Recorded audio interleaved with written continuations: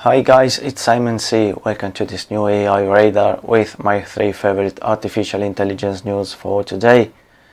AI might do dumb things. The Pope discussed AI with Microsoft's Brad Smith. Chinese anti-corruption AI system.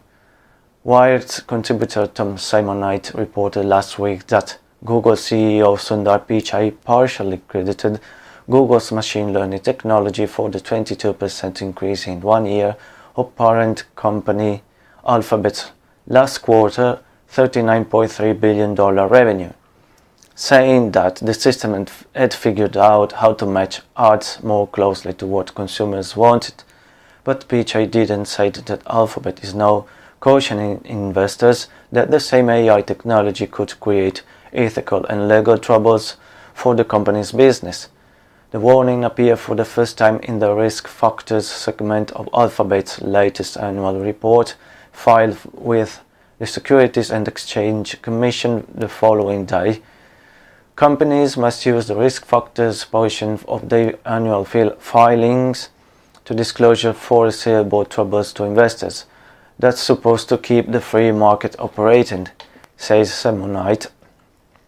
It also provides companies a way to defuse lawsuits claiming management hid potential problems. It's not clear, however, why Alphabet's securities lawyers decided it was time to warn investors of the risks of smart machines. Google declined to elaborate on its public filings, says Simonite. Alphabet likes to position itself as a leader in AI research, but it was 6 months behind rival Microsoft in warning investors about the technology's ethical risks. Simonite points out that the AI disclosure in Google's latest filing reads like a trimmed-down version of much fuller language Microsoft put in its most recent annual SEC report filed last August. Simonite says that Microsoft and Google's new disclosures might seem obscure. Indeed, SEC filings are sprawling documents written in a spatial and copiously subclosed lawyerly dialect, he says. Some companies like IBM and Amazon that claim their futures depend heavily on AI and machine learning don't list unintended effects of those technologies in their SEC disclosures.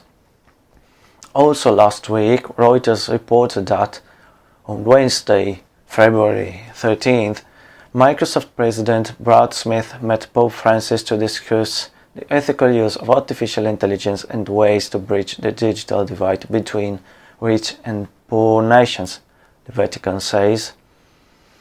They discussed artificial intelligence at the service of the common good and activities aimed at bridging the digital divide that still persists at the global level. According to a statement, Smith told the Vatican newspaper L'Osservatore Romano in an interview that strong ethical and new evolved laws were needed so that technological advances such as artificial intelligence don't fall into the wrong hands of people making autonomous weapons, for example. The Vatican said its Academy for Life would jointly sponsor a prize with Microsoft for the best doctoral dissertation in 2019 on the theme of artificial intelligence at the service of human life. Okay, basically Smith pitched Microsoft services to the Pope.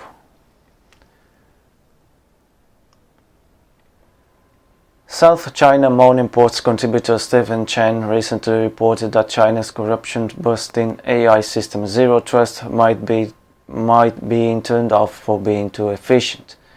China is starting using new technologies to navigate through its humongous bureaucracy, so researchers at the Chinese Academy of Sciences and internal control institutions of the Chinese Communist Party created an anti-corruption AI system they called Zero Trust.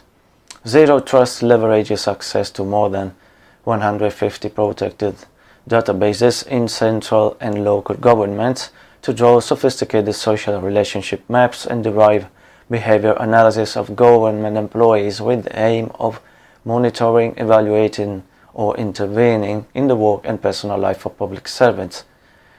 As a researcher said, reports Chen, Zero Trust was particularly useful in detecting suspicious property transfers, infrastructure constructions, land acquisitions, and house demolitions.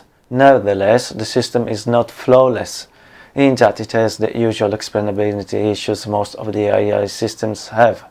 For example, it can't justify how it selects corrupt officials. Although it gets it right in most cases, the researchers said you need a human to work closely with it.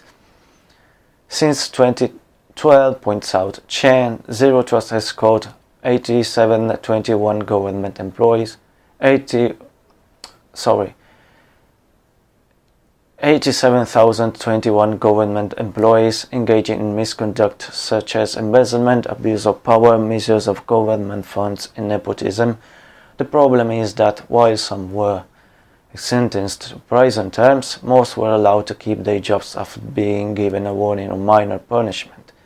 Still, some governments, including Maiyang County, Huaihua City, and Li County in Hunan, have decommissioned the machine.